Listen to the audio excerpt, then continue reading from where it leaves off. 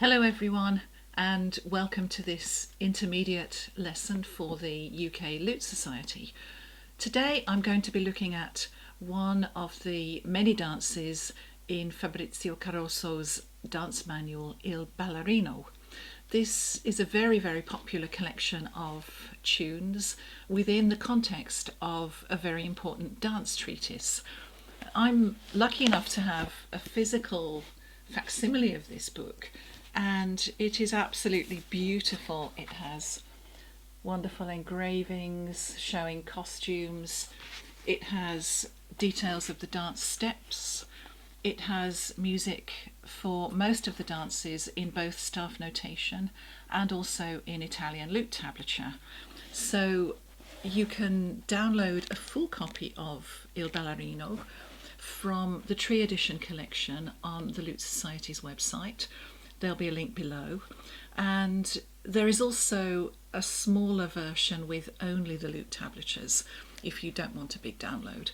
But I do strongly advise you to download the full version and just enjoy this beautiful book and the fascinating information that it conveys. The tune that I've chosen to focus on in this lesson is called Pungente Dado, and unlike many of the dances in Caroso's Il Ballerino, this one has music only in lute tablature. If we look at an earlier dance in the collection, for example this one, Cesia Orsina, you can see that this one has a melodic line in staff notation, which is doubled in the lute tablature. But the staff notation often gives useful additional information about meter and the metrical relationships between different sections, which the tablature doesn't always include or doesn't include with sufficient clarity. One reason I've chosen Pungente Dado is because it presents a number of challenges, and so this is a good opportunity to have a look at some of those. Let's look first at the Italian tablature itself. Most beginners start by learning French lute tablature, usually from a modern edition rather than a facsimile, and I commonly encounter players, often with quite a good skill level, whose reading of other tablature systems lags far behind their reading of French tablature. So if you feel that you fall into this category, this is a very good opportunity to get your Italian tablature reading up to a better level, and I have a couple of suggestions to help you with that. First of all, if we consider the physical appearance of a stave of French lute tablature in comparison with staff notation, you'll notice quite a big similarity. If there's action in the treble, it will be at the top of the stave in both of those systems, French tablature and staff notation. And if there's action in the bass, it will be at the bottom of the system in both cases. And so a piece of music written in French tablature will look superficially similar on the page to the same piece written in staff notation. Now, Italian tablature is of course the other way up. So any action on the treble string will appear at the bottom of the Italian stave, and any action on the bass strings of the lute will appear at the top of the Italian stave. So one way that you might consider this to help you get your head around it is view the tablature as though you're looking at my lute, for example, on this video, or as if you have a friend sitting across the table from you holding a lute. So when you look at my lute now, when I'm playing on my treble string, the string that I'm playing is physically closest to the floor, and the line on the tablature where that action happens is the one physically closest to the floor. So think of it as that sort of physical representation of what you would see looking at another person's lute across from you. So let's look at Pungente Dado itself.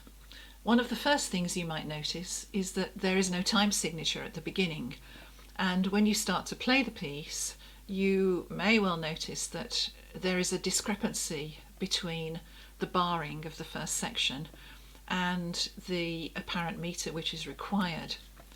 This is moderately common in tablatures. Tablatures acquired bar lines long before staff notation did, and in many cases they seem to have been an aid to the eye to break up a long line of ciphers into something which the eye and the brain can more readily navigate, because we're often dealing with a dense polyphonic texture. Whereas staff notation, mostly single line, can be much more readily taken in by the eye. And so we have this period of many decades when tablatures were routinely barred and staff notation was not. So the bar lines in early tablatures sometimes don't have the modern meaning of conveying a stress. With any modern piece of music, you have a bar line, and the chord or the note which follows the bar line is the stressed downbeat. That's not necessarily the case with some early tablatures. Rather confusingly, it is the case in most of them, but you will find a sprinkling of pieces like this one where that is not the case. So if we look at the first bars, for example, if I play them according to the barring, then I would put a stress on the third note.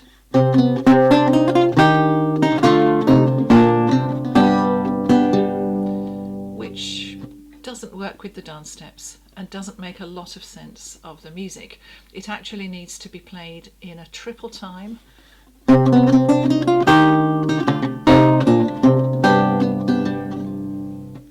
Which fits with the steps. So if you find that's a challenge, what I would advise you to do is to adjust the barring, put some brackets in, put in some bar lines that do fit with the stresses. If you're playing on an iPad or a tablet, you can easily white out the unnecessary bar lines and give yourself a slightly more user-friendly edition to work from whilst you get accustomed to this situation of the barring and the meter not quite going hand in hand with each other.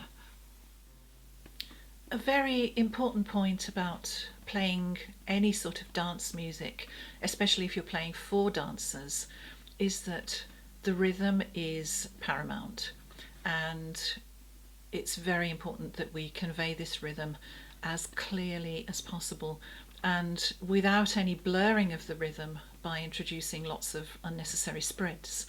Now, Pungente Dado has a lot of chords, and in the first instance it's really important to be able to play all of these chords without any spread. You might then find subsequently it's possible to incorporate the occasional spread on a strong beat, but it's very, very important to avoid the sort of auto spread, that habitual spreading of every chord, usually at the same speed and nearly always before the beat, because this is absolutely catastrophic for providing functional music for a dancer. They need the rhythm to be super clear, super crisp.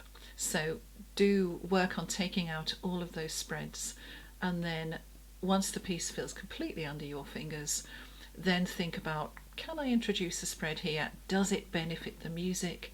Does it help the dancers? The spread chords, if you introduce any, should be a musical decision, not a habit. One very important aspect of dance music, and especially this piece, is that it's sectional and the different sections have different meters.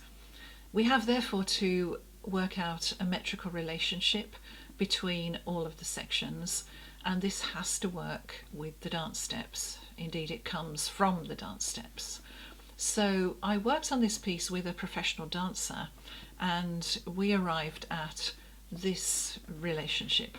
So the first section I've been playing at something like this speed.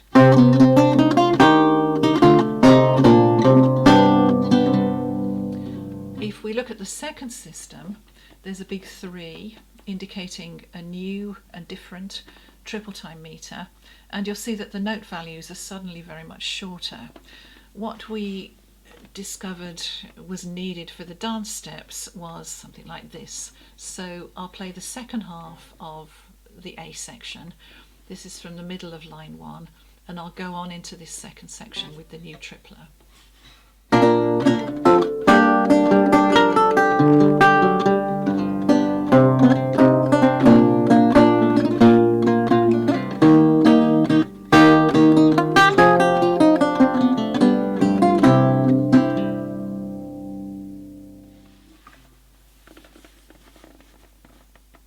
That metrical relationship can sound quite complicated, especially because the piece needs to be played quite quickly for the dance steps to work. So to help you understand how the transition works between the A section and the B, I'm going to slow them right down and play them with a metronome click. And I've set my metronome to click at the speed of the 2 flag note. This equates to a quaver, or an 8th note, in an effective 3/4 meter for the first section. It still equates to a quaver, or an 8th note, in an effective 6/8 meter in the B section. So put them together and that sounds like this. Here comes the click.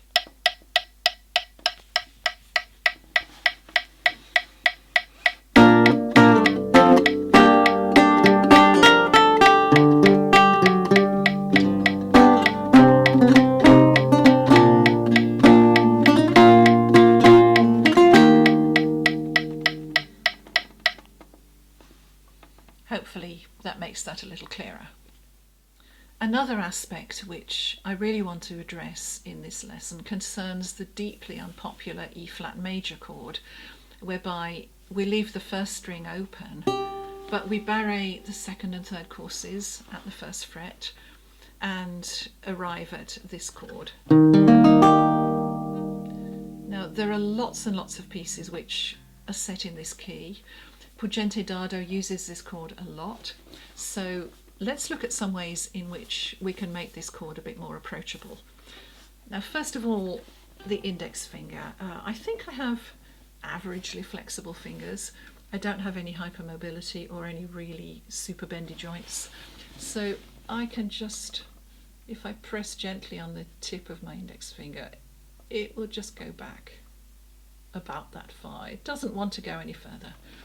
It doesn't need to go any further, and I'm using that little bit of flexibility to press the top joint into those second, third, and actually also the fourth courses to achieve that chord.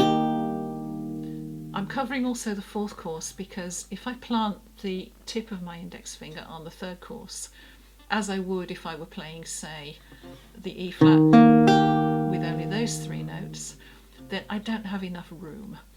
The tip of my index finger joint is too long to fit between the third course and the top course and leave the top course free. So I need to plant it further down. That's really, really important that you find the exact place on your lute neck where you plant the index finger, and you need to plant it before you bend it into place. And in order to help achieve that, I'm also bringing my thumb a bit closer to the edge of the neck for this chord shape, in comparison with, say, this B flat chord, where my thumb is in the normal place in the middle of the neck. To get to this E flat, I'm bringing the thumb closer to the edge of the neck by a few millimeters. And you can probably see on the video, I'm also bringing the body of my hand a little bit forward. I'll try and sit a little bit side on to the camera so you can see that more easily. So here's the B flat chord and the E flat. So I'm bringing the whole hand forward to do that. So that's one very important point, is where in this direction you plant that finger. If you're too close to the top string with your index finger, there simply won't be room to fit the finger in. And then the second aspect of that is exactly how do you present the whole hand? Where does your thumb go to provide the support for that bit of leverage that you need on the index finger? And the final important thing is that it's very easy to overlook the ring finger, which needs to play that bass E flat cleanly. I advise concentrating on that finger so that you're setting your whole hand in the necessary position. Don't focus only on the difficult index finger. Set the hand up for success by having the thumb in the right place, the ring finger in the right place, and then you'll have a little bit of working room to set up the index finger. So we've looked at a few tips to help prepare your hand, to help you succeed and achieve this dreaded E-flat major chord. The same tips will work if you've been struggling with a similar chord shape but 1 fret higher in order to achieve this E minor chord. So hopefully those little points will help you. But there's one other point I need to address, which is that I often encounter instruments, especially cheaper student lutes, where the left-hand spacing is set in such a way that it's hardly possible for anyone to achieve these chords. And so I want to show you what to look for and to help you identify if your lute could be improved, because changing the left-hand spacing should be relatively straightforward. So here is my professional lute. It was made for me with my choice of spacing for both hands, and hopefully you can see that the spacing within courses, especially the second and third courses, is extremely close. Those pairs of strings are as close together as they can be without creating lots of slams. Also, the space between the first course and the second course is a little bit bigger than the space between the other courses, and this is completely deliberate to help achieve these two chords. In comparison, here is a fairly standard student lute, unmodified. Compare the spacings at the nut of these two instruments. Now here's the student lute in close-up. I'll just put that one down. So here we can see that the spacing within courses is significantly wider. The spacing between the first course and the second is very, very small. And if I try to play the E-flat chord on this lute,